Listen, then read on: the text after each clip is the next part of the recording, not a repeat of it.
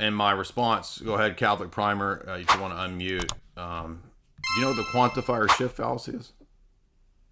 No, I'm not. I'm not familiar with that. Yeah, can you go ahead and explain? So what? I'm not trying to be mean, but like, why would you want to come debate it if you're not even familiar with the fallacy that I always point out is the fallacy here?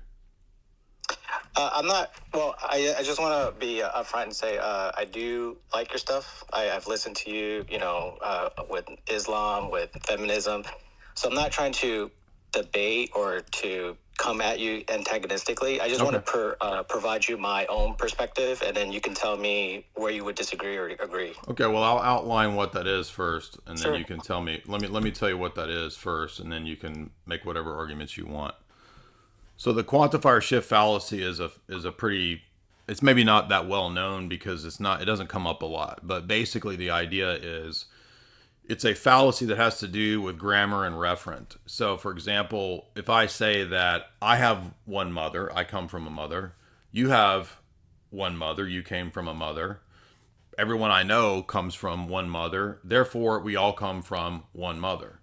So you notice that the reason it's called the quantifier shift fallacy is that the referent originally is to an individual's mother, and then the word one mother is being shifted to then refer to everyone in the world having one single mother, the same mother. So likewise, in the domain of religion and philosophy, if you read Dr. Garaby's paper, Theistic Fallacies, he outlines many of these that undergird natural theology.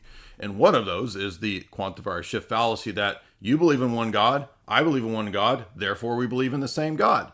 But in the system, there are certain attributes that if you remove those attributes that are essential to God, it's no longer the same referent, even if the same word is used. Just think about Mormons. Mormons say, I believe in a divine Son of God named Jesus. Therefore, we have the same Jesus. No, we don't, because the Mormon Jesus has excluded certain essential qualities that pick out the same Jesus that we refer to as Christians. Therefore, Nostra Aetate is making the quantifier shift fallacy that because Muslims believe in some attributes that pick out a single monotheistic deity identified supposedly as Abraham's God, it's therefore the same God. But that's false. I agree with you. Like, if you explain it that way, yes. If that's I've the always fallacy, explained it that way, and so I don't understand how you would then say what I understood from your comment the other day was that you had a way to explain that Nostra Aetate can work because Muslims and Christians quote believe in the God of Abraham. No, they don't. okay. Can I explain to you my perspective? Go ahead. So, ontologically speaking, I do believe that the Allah of the Quran and the God of the Bible are two different gods, right? They have completely different qualities. They behave differently morally. I believe that Muhammad probably had some sort of demonic experience. It wasn't really God speaking to him or Gabriel. Ontologically, I do believe that they're worshiping a false god. But if I were to ask a Muslim, do you believe that you are worshiping Satan? Or do you believe that your God is different from our God? In their mind, they believe that they're worshiping the same God, So, right? And they just think that we have it wrong. so And right, in the same way as we believe that they have it wrong. So the analogy that I try to use is, let's say, we're talking about Michael Jordan. And then you say, oh, yeah, the guy with 5 rings. Like, you got a fact about him wrong. But then I try to correct it. No, he actually has 6 rings. Right? We're trying to refer to the same person, yeah. even But if one of again, us gets it wrong. the reason this doesn't work is that that's a false analogy because in the case of certain reference in intentionality, you might be able to intend the same deity. And if Nostra Aetate or Vatican or Lumen Gentium only kept it at that's what they believe, you might be able to make the text work. The problem is that that's not all that it says. It actually says that they do adore the same deity that we do. The one they do adore. It doesn't say they think they adore the one God. It says they do adore the one God, living and subsisting in himself, merciful and all-powerful, the creator of heaven and earth. They take pains to submit to his his inscrutable decrees, just as Abraham. So in sentence, let me finish. In sentence 2, 1 and 2 of Nostra Aetate 3, there is no qualification that what has been said so far is merely their intention or their perception. It identifies the adoration, which in Catholic theology is a term of worship, with what Muslims already possess. And you just admitted at the beginning that ontologically speaking, it's not the same referent. So even if they intend it, it doesn't matter, because Vatican II says that they actually adore that God. Okay, you finished? Yeah. Okay, great. So I understand what it says, and I think that it could have said it better. But I also want to focus on what it wait a minute. doesn't say. Why are you able to say that infallible dogmatic decrees from the Vatican could be stated better? Like, I'm not. I'm just let me you explain just said myself. it could be better. So are you more competent than the papacy? No, I'm not. Well, you just said it could be stated better. So in this case, you are, right? No, I just want to explain myself before you. You just said it could have been stated better, meaning that you are more competent in this matter. How is that not the case?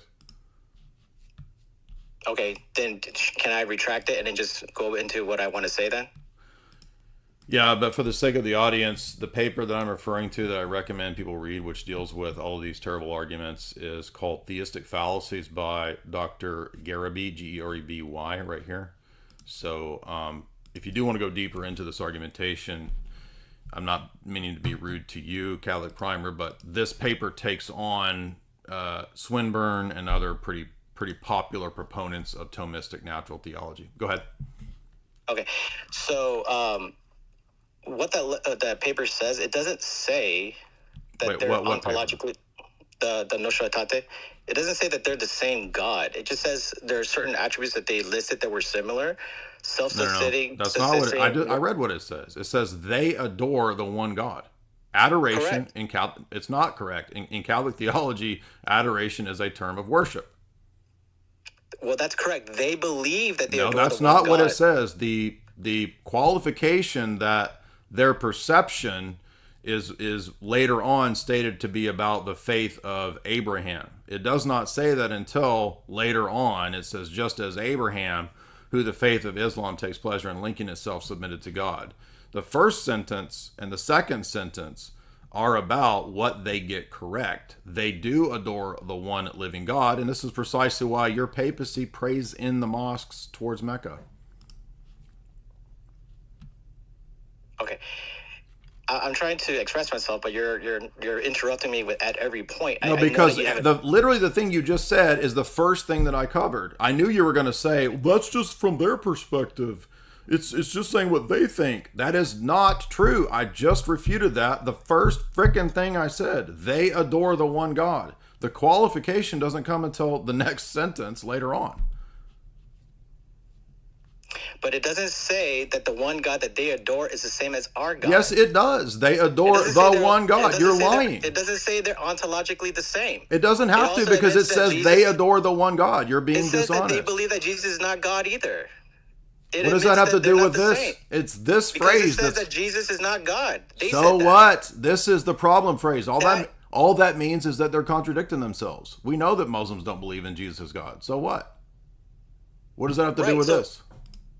It's not true that they adore the one God. That's false. Okay, so then let me clarify then, because I think that whenever we say the same God, I think that it requires too much unpacking.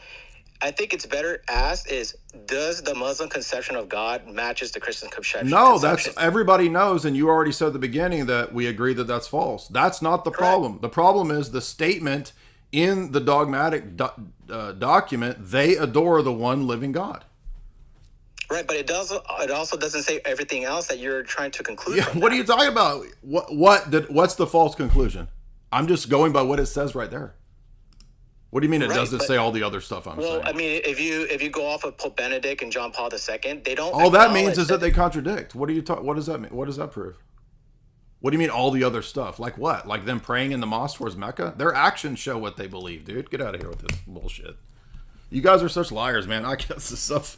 Why would they pray in the mosque towards Mecca if they don't believe that? It could be, I don't know, for other reasons. I don't know. It could be for It doesn't. solidarity. The reasons don't matter. What do you mean? You can't do that in Christianity. Go pray in the mosque. What do the ancient canons of the first 1,000 years of the church say about praying in the synagogues or in the gatherings of heretics?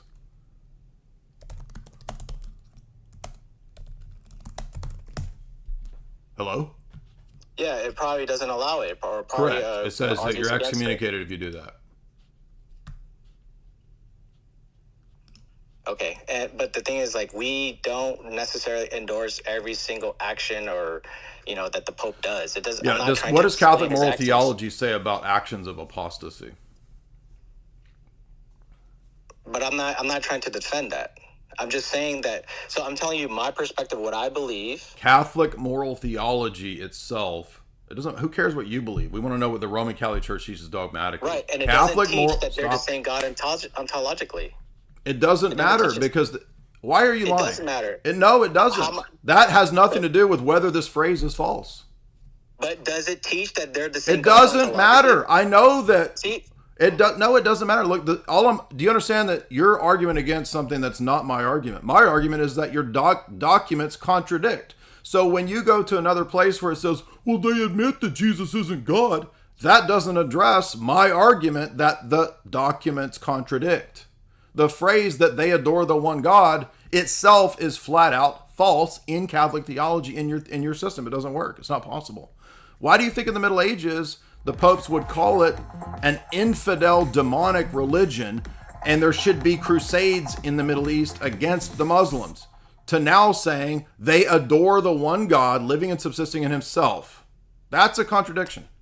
but is it true that they believe that? It doesn't matter. Like, do you not, for the fifth time, do you understand that that qualifier doesn't come until later on after they've already made the wrong statement? It doesn't matter how you qualify it later to say that they think they have the faith of Abraham. How would you word it in a way that would sound get out of here, man. theologically That's correct? enough. It's not. There's nothing theologically correct here, except when How they. would you word it? How would you word it? Why do I have to state your position and define your stupid Catholic dogmatic nonsense for you? I'm so tired of this dishonesty with these people. And then when you go to how they act on the basis of this, again, in Catholic theology, you can't go pray in mosques towards Mecca, except that now you can, you see. So